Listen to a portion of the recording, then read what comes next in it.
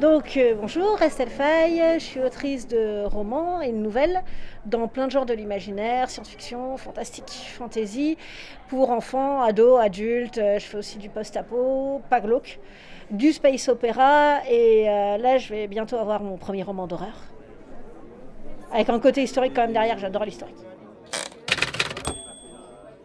Alors j'ai toujours raconté des histoires quand j'étais petite, à mon petit frère, à nos amis, à mes cousines. Mais l'écriture de romans en soi, c'est plutôt récent dans ma vie. Avant, j'écrivais du théâtre, j'écris des mémoires de fac, avec beaucoup de suspense, un peu de scénario. Et en fait, j'ai écrit un roman, j'ai commencé un roman un peu par hasard, en mai 2009, suite à une rencontre avec un éditeur au Festival des Imaginaires. Et c'était mon premier roman, et après tout ça a enchaîné. Pour moi, c'est surtout, j'ai toujours vécu dans les domaines de l'imaginaire, c'est-à-dire vraiment tous les films, tous les livres qui m'ont touchée, qui m'ont formée. Il y en a beaucoup. J'ai aussi lu d'autres choses, mais beaucoup des livres, des films qui m'ont formée viennent de l'imaginaire. Et c'est ma façon de voir le monde, de penser le monde, c'est vraiment ça. C'est l'imaginaire. Même si je lis aussi de la littérature générale et puis pas mal de polar et de l'historique, j'adore l'historique. Quand même, l'imaginaire, ça reste ma base de départ, ça reste la base de ma culture. Je lisais beaucoup de contes et légendes, par exemple, quand j'étais petite, où j'ai eu un gros coup de cœur aussi pour Excalibur de Boorman, ce genre de choses. En fait, quand je pense à une histoire, très souvent, c'est une histoire d'imaginaire qui va arriver dans ma tête. Et ça s'est super bien passé. J'ai vraiment rencontré des jeunes lecteurs qui étaient super motivés, qui avaient lu les livres, qui avaient réfléchi sur les livres. Enfin, voilà, il y a une classe où on est parti dans toute une discussion sur les différences entre le fantastique, la fantaisie et la science-fiction, quoi. Chez des CM1, je veux dire.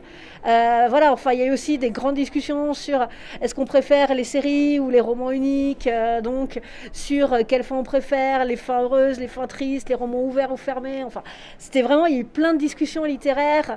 Et franchement, à chaque fois, il n'y a pas eu de blanc, au contraire. Je pense que j'ai quitté chaque classe un tout petit peu en retard, je dois être honnête. Mais ça s'est vraiment super bien passé.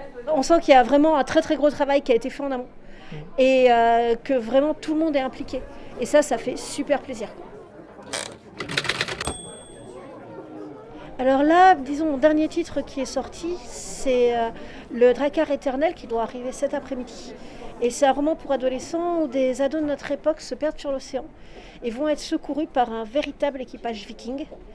Et le roman pour lequel je suis intervenue dans les écoles, c'est Les Guerriers de glace. Et c'est mon roman pour jeunes lecteurs à partir de 7 ans, qui est de la fantaisie, de la vraie fantaisie dans les montagnes, avec des guerriers avec des armures de glace et des épées de glace surnaturelles que rien ne peut faire fondre.